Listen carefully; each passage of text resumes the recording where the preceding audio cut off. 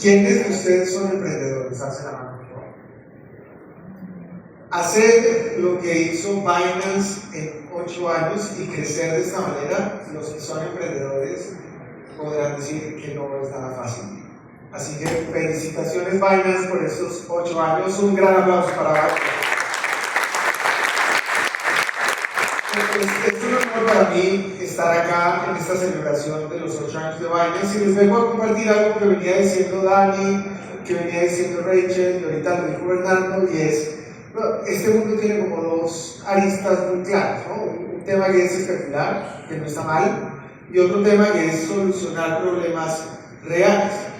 Yo me voy a concentrar un poco en lo segundo, pero también que sepan que nosotros tenemos clientes que especulan. Ahorita les cuento también de qué se trata. Y como vi, gracias por esa pregunta, Andrés, de quiénes han utilizado finanzas descentralizadas, está con un 30% de la audiencia, se los voy a explicar muy sencillamente para el otro 70%. ¿Qué no pasa? ¿Me ayudas? Por favor. No pasa nada. Entonces, básicamente, y ahorita Bernardo estaba hablando, y todos han venido hablando de que esto es un legado de Satoshi Nakamoto con Bitcoin, y él lo que planteó es: oiga, ¿cómo podemos por primera vez en mucho tiempo hacer transacciones persona a persona con miles de personas sin intermediarios a cualquier parte del mundo? Y lo logró con este sistema Bitcoin descentralizado. Básicamente, cuando quitan los intermediarios es que descentralizan. Entonces esa fue la primera etapa. Pero ¿qué pasa si la llevamos un paso más allá? ¿Qué pasa si miramos qué hacen los bancos? Por ejemplo, para ofrecer un crédito, básicamente una persona tiene que revisar tu identidad, tiene que mirar si tienes el colateral, etcétera, pero son unos pasos que se pueden desarrollar. ¿Y qué pasa si esos pasos los podemos programar y setear unas condiciones que, si se cumplen, se ejecutan esas mismas acciones que hacen los bancos? ¿Y qué pasa si además de todo eso descentralizamos ese tipo de acciones para que una vez programadas no se puedan modificar? Eso es lo que hacen las finanzas descentralizadas. Es, de cierta manera, imitar por ahora, después vendrán servicios todavía más sofisticados, pero imitar los servicios que nosotros tenemos con las fintech, con los bancos, pero sin intermediarios. Y lo podemos hacer con personas de todo el mundo y podemos traer liquidez de todo el mundo. Entonces, básicamente, todo lo que hacen todas estas entidades y la confianza que depositamos en ellas, ahora lo vamos a hacer en estas tecnologías, la tecnología blockchain, a través de las criptomonedas. Y tiene las mismas ventajas que tiene Bitcoin. Se puede programar, es inmutable, es resistente a la censura, es descentralizado. Es decir, todas esas características que Bitcoin da al dinero, las finanzas descentralizadas lo pueden dar hacia los servicios financieros. ¿Y esto? ¿Qué ejemplos hay? Entonces está los más conocidos: Uniswap, Aave, Compound, en la BNB impulsada por Binance, está PancakeSwap, los otros protocolos, está Venus también, está MakerDAO, ahorita que preguntaban sobre las stablecoin DAI, es de MakerDAO, y Tropicus está también con un foco más en la tecnología. ¿Y qué es esto de la inflación? Que hoy hemos escuchado, porque es que esto sirve para protegerse de la inflación. La inflación, si ustedes ven este cuadro de todos los países a nivel global, organizadas las que tienen más inflación hacia abajo, hay algunos que no reportan eso, también para analizar. Pues ustedes pueden ver ahí que hay muchos países de Latinoamérica. Colombia está un poquito más abajo, está con el 4.8 actualizado, pero llegamos a estar al 13% hace un par de años. Pero si ustedes ven algo en común de esta tabla, es que son países en vías de desarrollo. Es una gran mayoría, no todos latinoamericanos, pero sí países en vías de desarrollo. Entonces, este es un problema que vivimos muy fuertemente este tipo de países. ¿Y esto qué es? Esto es un número, la inflación, y ya está, y estamos buscando a quién tiene menos y qué más. La inflación es un problema que afecta a los más pobres. Es un impuesto escondido y, desde mi perspectiva, es una tragedia. Se los voy, este gráfico lo ilustra bien, este titular, pero básicamente, si tú eres una persona que con tu salario llegas justo a fin de mes y resulta que tienes una inflación del 25% en alimentos como la vivimos justo después de la pandemia, los años siguientes a la pandemia, significa que tú ya no puedes llegar comiendo lo mismo a final de mes. Entonces tienes básicamente dos opciones. Una es o dejar de comer una vez al día, o otra es cambiar la dieta y comer temas menos nutritivos para poder llegar y tener las tres cosas. Ese es el tipo de impacto que tiene la inflación. No vamos a entrar a hablar de las causas, es un debate económico, pero cuando se habla de inflación, los que podemos ahorrar y nos sobra un poquito, no la sentimos tanto, pero la gente que menos tiene deja de comer o tiene que cambiar. Ese tipo de impactos se han visto en Venezuela, se han visto en Argentina. Entonces, cuando escuchen hablar de inflación, este es el nivel de importancia. ¿Y cómo nos podemos proteger de la inflación? Entonces, hay quienes dicen los dólares nos protegen de la inflación, ¿no? Y lo hace mucho Venezuela y lo hace mucho Argentina. Hay quienes dicen Bitcoin, bueno, si apenas llego a final de mes, y esto tenemos que ser sinceros, tener Bitcoin con la volatilidad, pues es un problema si no te puedes dar ese espacio de ahorrar, porque ¿qué pasa si necesitas tu plata rápido, pero resulta que Bitcoin ha bajado un 20%? Si lo puedes tener para largo plazo, mucho mejor, pero en el corto plazo, tal vez el dólar. Yo digo que el dólar en el corto plazo es menos riesgoso, pero en el largo plazo es más riesgoso que Bitcoin. Bitcoin en el corto plazo es más riesgoso, pero en el largo plazo es más riesgoso. Y entonces tenemos los dólares, pero ¿quiénes de ustedes, por favor, alcen la mano? Y pongo la pregunta. ¿Tienen cuenta de ahorro en dólares en el banco en Colombia? Alcen la mano. O sea, no estoy diciendo que te abran cuentas en Panamá, sino en Colombia. Pues resulta que nuestro gran banco central, el Banco de la República, no le permite a los bancos abrir cuenta de ahorro en dólares. Nosotros no podemos ahorrar en dólares. Entonces, básicamente, no, y bueno, si abren ahora los bancos cuentas en Panamá, pero eso tiene unos requisitos y unos tiempos, cada vez está mejorando también por la competencia de las stablecoins, pero es muy difícil para alguien que no tiene información financiera acceder a este tipo de soluciones contra la inflación. Entonces las stablecoins aparecen y empiezan a ser una solución para protegerse de la inflación en lugares donde su moneda local se devalúa, en lugares donde además hay controles de capital, como en Venezuela, como en Argentina, o en lugares donde no se pueden abrir cuentas de ahorro en dólares como Brasil y Colombia. Evidentemente también empezaban a hacer toda una oferta de fintechs que también ofrecen esta posibilidad. Estas son algunas de las posibles stablecoins que ustedes pueden utilizar, unas más centralizadas, unas más descentralizadas. Y vamos a ir entrando un poquito, haciendo zoom en algunos de los problemas que han venido hablando también Dani, Bernardo, Rachel, y es este problema de las remesas. Cuando nosotros enviamos una foto digital a nuestros familiares a través de WhatsApp, bueno, que las tías mandan, mi papá, por ejemplo, manda una cantidad de videos y fotos. ¿Cuánto nos cuesta? Y eso va para todo el mundo, ¿no? ¿Cuánto nos cuesta enviar esas fotos?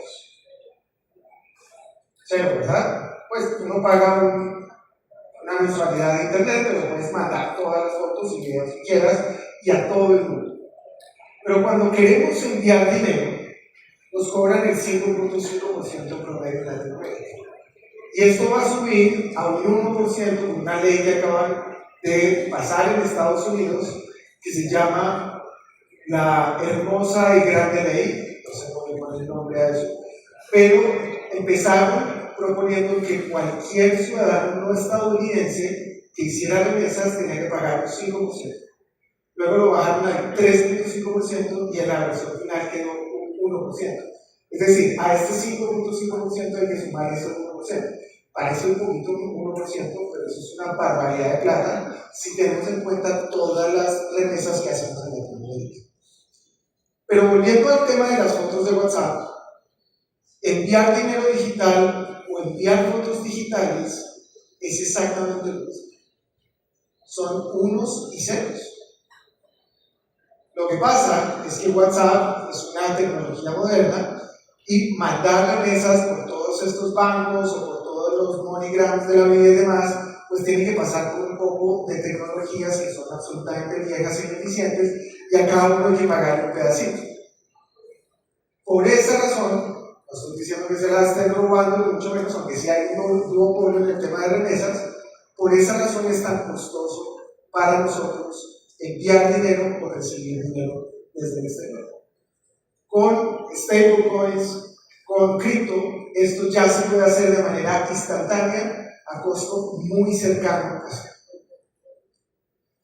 La inmigración en Latinoamérica. Si para nosotros, muchas veces como latinoamericanos, es muy difícil acceder a servicios financieros en nuestro propio país, porque básicamente ustedes conocen la frase de se le presta al que no necesita, ¿verdad? Imagínense si usted emigra a otro país y necesita acceder a servicios financieros.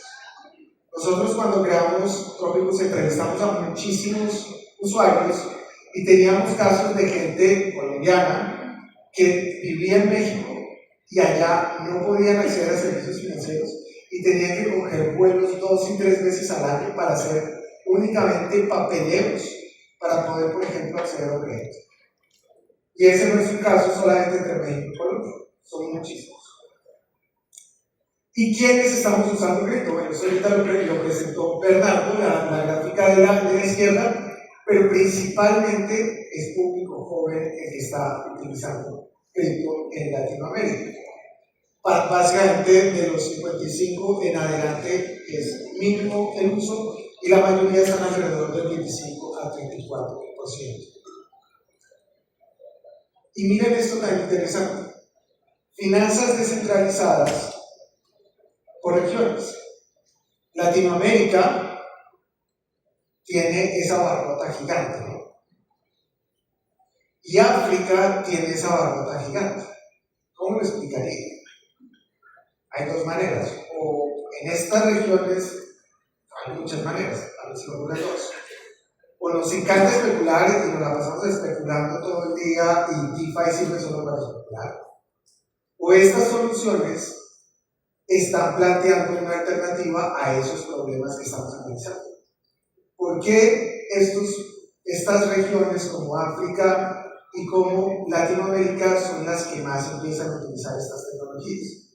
Lo que nosotros hemos venido viendo es porque efectivamente acá es donde encontramos un problema. ¿Qué problema le encuentra un estadounidense a una cuenta, vamos, en dólares? O a ahorrar en dólares. Tienen los dólares, para ellos eso no tiene ningún sentido. Pero para nosotros en Latinoamérica tiene todo el sentido tratar de ahorrar en dólares. Bueno, otro debate es que el dólar también está en su propia crisis, ¿no? Ha perdido un 10% y demás, pero históricamente ha sido la reserva de valor, por ejemplo, de los argentinos. A tal punto que Argentina es el segundo país con más dólares en efectivo del mundo, luego de Estados Unidos. ¿Y qué podemos empezar a ver que se empieza a dar, y esta semana ha sido muy fuerte en este tema? Y es, bueno, ya desde hace unos meses hemos venido viendo la posibilidad de acceder a bonos del tesoro tokenizados. Básicamente cuando nosotros ahorramos en dólares, o en un estadounidense ahorra en dólares, pues todas las monedas fiduciarias, todas las monedas de los bancos centrales empiezan a devaluarse. Entonces, si tú en vez de eso compras bonos del tesoro, pues tienes, el país te paga los intereses para que tú puedas, para que tú le compres la deuda y ellos financiarse. Pues eso ya se puede comprar de manera descentralizada. Tú ya puedes comprar bonos del tesoro de manera descentralizada. Y también está empezando ya a darse con mucha fuerza esta tendencia, ahorita lo estamos discutiendo con varios de diferentes servicios que se están lanzando por Robinhood y por otros servicios, de poder invertir en bolsa de valores diferentes a tu país, principalmente la de Estados Unidos. Yo, por ejemplo, pienso que hay unas acciones que están atractivas y que quisiera invertir, pero no lo puedo hacer de manera no centralizada. Se puede hacer, es complejo, tienes que tener un broker, etcétera. No estoy diciendo que no se puede hacer, pero ya se empiezan a ver alternativas para que este tipo de posibilidades puedan hacer de manera descentralizada. Un ejemplo, ahorita estábamos viendo una billetera Phantom que ya permite hacerlo integrando otros servicios. Estos son algunos de los ejemplos de esos bonos del tesoro tokenizados que podemos encontrar en el mercado. Hay muchísimos más. BlackRock tiene unos servicios bastante grandes ya de estos temas. También, desde el punto de vista de descentralización, se empieza a ver la posibilidad de descentralizar cosas como la factura electrónica. Entonces, hay una factura muy grande y alguien necesita liquidez, pero nadie se la compra. Se pueden unir 10 personas a comprársela, se encuentran el riesgo adecuado y demás. Sí, lo podrían hacer. Ojo, esto tiene que tener algún piso legal. En Colombia, la factura electrónica es reconocida por la ley. Ahorita vamos a ver un ejemplo donde es un poco más complicado, pero la factura electrónica sí podría verse como una tokenización. Ahora, ¿qué pasa si juntamos una gran cantidad de facturas y lo que hacemos es crear un índice de todas esas facturas que sea representada por un token y básicamente tú lo que haces es invertir en ese token y no en cada factura y ese token lo que hace es reunir una cantidad de facturas? Ese tipo de cosas también se pueden hacer. Eso le da liquidez a quien la necesita, a las empresas que la necesitan porque pueden adelantar el pago de su factura y le da intereses a quien la compra. Eso no es exento de riesgo, como todo lo que les he mostrado, y tampoco les estoy dando consejos financieros, aclaro, pero es una posibilidad que brinda la tecnología y los compradores ya no solamente son los que están en tu ciudad o los que te conocen, sino que puede abrirse un mercado global. Y mucho se habla de la tokenización de inmuebles. Y evidentemente es un mercado de trillones de dólares y si podemos mover a la cadena de bloques o on-chain todo este mercado, pues va a ser una oportunidad gigante.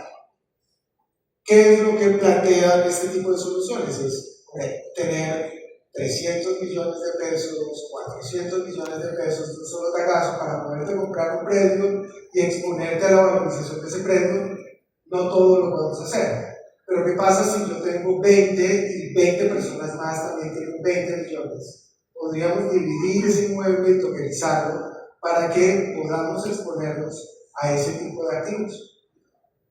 Desde el punto de vista de la tecnología se puede hacer, pero las escrituras, no hay una escritura electrónica de reconocida por la ley, y eso tiene un trasfondo, es que a los notarios no les gusta ese tipo de cosas, y los notarios pues, son una gran industria con unos grandes salarios que no sirven para mucho, pero que ahí están, y que no van a permitir que estas leyes cambien fácilmente.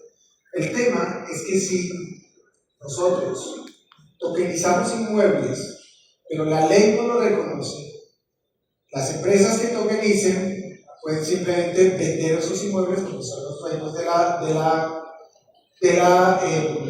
escritura y los que son poseedores de tokens no pueden reclamar legalmente porque en realidad no hay un reconocimiento legal. Entonces ahí es donde toca también conectar cuando ya son activos del mundo real, todo lo que sea digital y funcione con contratos inteligentes, el código define las reglas.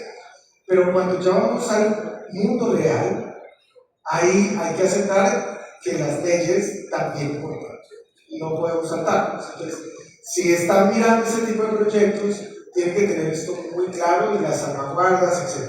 Esto ya hay algunos servicios, hay quienes están utilizando cosas también en otros países donde la ley se reconoce algunos de estos elementos y hay países que están actualizando sus leyes para que este tipo de cosas se puedan hacer por sustento legal.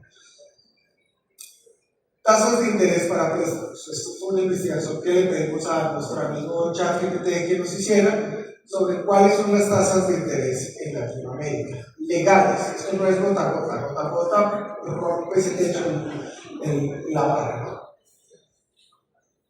Lo que dice el Banco Central de Brasil es que en Brasil la tasa de interés con tarjeta de crédito anual promedio que pagan los brasileños es entre el 300 y el 400% legal, ¿no? Es una barbaridad, pero cuando ustedes hablan con brasileños es bastante curioso como piensan ellos, ¿no? Yo he tenido la oportunidad de viajar y les he preguntado muchas veces cómo se financian los viajes y se lo financian con la tarjeta de crédito. Que digo, pero me parece una buena idea, es mejor ahorrar y ahí sí darte un viaje, vas a vivir condenado a pagar una deuda de algo que hiciste y que no te está generando productividad, aunque sí te genera descanso. La respuesta que me dijeron es que este es el yo de hoy. El yo del mañana es otra cosa. El yo del hoy no se preocupa por este tipo de cosas. Este tipo de cosas son preocupación del yo del mañana. Entonces, ya veremos qué hace. Evidentemente, esto trae unos problemas porque no pueden renunciar a su trabajo. Son esclavos del trabajo que tienen que pagarlo. Y tenemos que ir mirando cómo manejar nuestras deudas alrededor del tema. Argentina ha empezado a bajar, llegó a estar en el 200%, han venido solucionando su tema fiscal y eso ha permitido que las tasas de interés empiecen a bajar y han estado un poco más bajas que el 140%, están por ahí por el 100% bancarios. Y en Colombia, más o menos estamos en un 25% para créditos de consumo y para microcréditos estamos en un 52%. Pagar 52% de tasa de interés es muy difícil.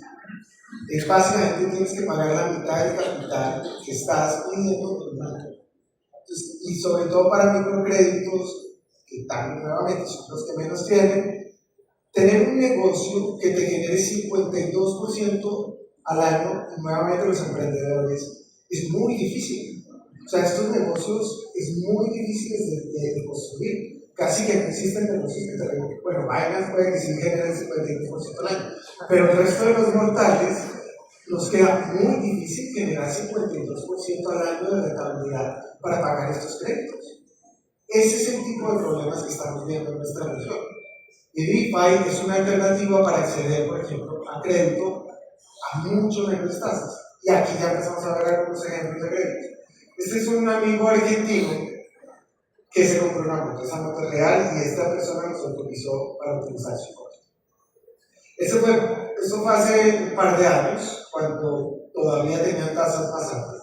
Se fue por todos los bancos mirando las posibilidades de acceder a un crédito para comprarse una moto porque trabaja con su moto. Básicamente me pedían todos los papeles que no podía cumplir y las tasas eran imposibles de poder pagar.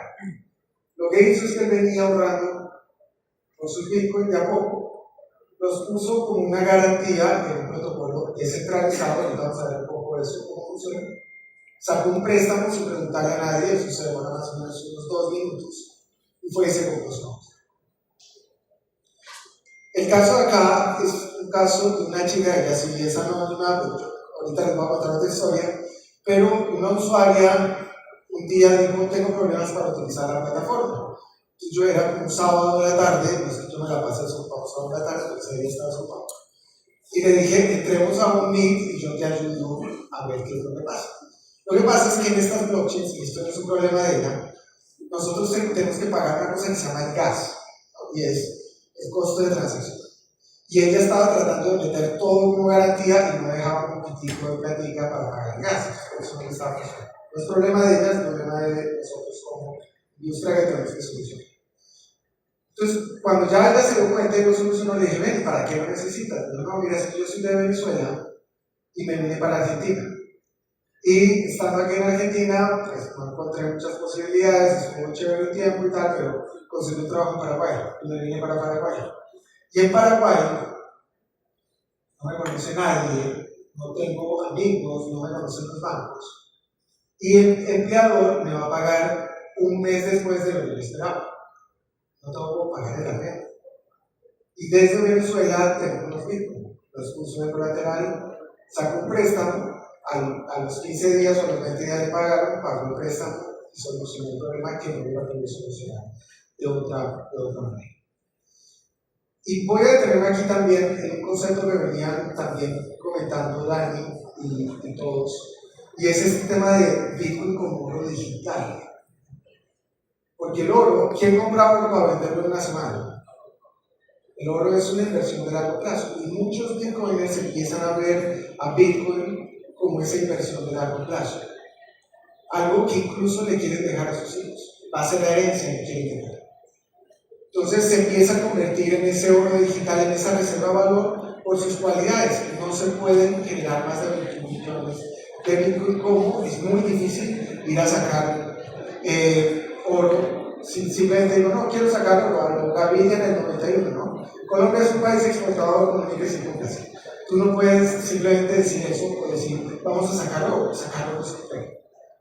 Tener Bitcoin y minar Bitcoin es muy complejo, por eso lo hacen grandes capacidades de compra. Y no es solamente los bitcoiners los que lo dicen. BlackRock dice Bitcoin es el oro digital con las ventajas de que no tienes el problema de almacenamiento, de transporte y además lo puedes dividir y llevar a cualquier lugar muy rápidamente. Pero también se empieza a ver como es esa inversión de largo plazo y la gente tiene sus necesidades de pagar cosas. Yo tengo mis Bitcoin, pero no, pucha, ya compré todo el Bitcoin y necesito pagar la luz. O tuve una emergencia y necesito pagar algo más. Pues yo no quiero vender mi casa ni hipotecarla, no quiero vender mi casa, prefiero, si tengo una urgencia o quiero hacer una inversión, prefiero hipotecarla más que venderla, ¿verdad? Eso se utiliza muchísimo. Entonces, lo que se está utilizando en estos sistemas es cómo utilizar ese Bitcoin, esa reserva de valor, ese oro 2.0, como una garantía. Y esa garantía te permite acceder a liquidez. Entonces, pones tu Bitcoin de colateral y puedes sacar hasta un 60% del valor del Bitcoin en dólares sin preguntarle a nadie, sin requisitos de absolutamente nada, todo intermediado por tecnología. Y eso es Tropicus. Tropicus es una plataforma que te permite hacer básicamente dos cosas. Una, ahorrar en dólares digitales para escapar de la inflación. Y dos, poner tus Bitcoin como garantía y sacar un colateral, dólares, un préstamo en dólares sin preguntarle a nadie. Si ustedes entran en Tropicus a la parte de mercados, van a ver cuánta plata hay dentro de los contratos inteligentes puestos en la tecnología en tiempo real. ¿Quiénes de ustedes pueden ver en su banco cuánta plata tienen en todo el mundo? Y esta solución es una solución que se llama custodia propia. Esto también lo pueden encontrar en algunas soluciones de Binance con la PNB y demás, porque Binance también ha mirado que es mundo centralizado que está evolucionando hacia el mundo descentralizado. ¿Y qué significa custodia propia? Es que así como ustedes pueden ser dueños de su Bitcoin, y Bitcoin nace para que ustedes no le deneguen más su dinero a terceros. Cuando ustedes le ponen el dinero en el banco, ese dinero ya no es de ustedes. Ese dinero es del banco, que tiene una deuda con ustedes que normalmente la cubre, ¿verdad? Entonces uno va y saca plata, pero esa plata ya es del banco, esa plata no es de yo. Bitcoin dice no, usted tiene que ser el dueño de su dinero. Usted lo puede autocustodiar, eso trae responsabilidad también, porque tienes que proteger el Bitcoin. Tropicus es lo mismo. El dinero que está depositado en Tropicus únicamente lo pueden sacar quienes lo han depositado. Únicamente pueden pagar los préstamos quienes han pedido el préstamo y luego retirar su colateral. Nadie de la comunidad y del equipo de Tropicus puede ir y utilizar ese dinero porque ese dinero únicamente lo controlan los depositarios. Eso es lo que se llama una solución de custodia propia. Y los requisitos son mínimos y eso permite que podamos llegar a personas como la que ustedes vieron de la moto y también a personas como la venezolana que está viviendo en Argentina y se mudó a Paraguay y darles una alternativa que no pudieron encontrar en ningún lugar. Para finalizar otros casos, hemos visto, nos cuentan en la comunidad que han hecho con los préstamos de Tropicus. Hay gente, y aquí también dividido antes de empezar con los casos de uso. Cuando hay volatilidad, como en los últimos meses, también la gente va y hace caso de uso de especulación. ¿Cuál es? Ponen sus Bitcoin, sacan un préstamo en dólares y compran más Bitcoin y vuelven y los depositan en la plataforma. Ese comportamiento lo vemos mucho menos cuando no hay esta volatilidad que estamos viendo. Y vemos más este tipo de casos de uso. Por ejemplo, gente comprándose sus cámaras fotográficas para ponerlas a trabajar, ellos trabajan con ellos, son fotógrafos, y pagar el préstamo con ese resultado. Gente construyendo panaderías. Todos estos testimonios los hemos venido poniendo también en las redes de Tropicus, algunos contados por los mismos protagonistas, diciendo, Sí, yo tengo una panadería y la panadería la financié con Trópicos. Esa persona en particular también le dijo a sus familiares: usted tiene un préstamo pagándolo a tal por ciento, saquemos un préstamo en Trópicos y pagamos ese préstamo al banco. Y solamente están con el préstamo en Trópicos porque la tasa de interés es mucho mejor que la del banco. Hay gente que se está construyendo casas. Ahorita a final de año ya estoy autorizado para visitar una casa que se está construyendo con un préstamo de Trópicos y con una blanquita en el centro de Buenos Aires, y una casa familiar en Uruguay. Se están construyendo casas directamente con Trópicos. Y hay gente que ha financiado su boda. Hay quienes pensaban que está bien, hay quienes no, cada uno toma su riesgo, pero hay gente que está financiando su boda con préstamos colateralizados en el IVA. Y hay quienes también están financiando sus estudios. Hay quienes han comprado en Venezuela, que nos han contado, plantas eléctricas, porque se les va la luz permanentemente y necesitan mantener a sus negocios funcionando. No, casos es lo que hay. Entonces, este tipo de cosas son las que nos permiten solucionar. Y el mensaje que quisiera dejarles para terminar es que estamos transicionando en una etapa donde es muy importante que este ecosistema siga enfocándose en solucionar problemas reales. Y si ustedes están pensando en unirse también a construir proyectos y demás, la invitación es que estas tecnologías tienen un potencial impresionante para ayudarle a tu vecino, a tu familia, a tu amigo. Y la invitación es a que hagamos eso. Muchísimas gracias, Awareness, y muchísimas gracias.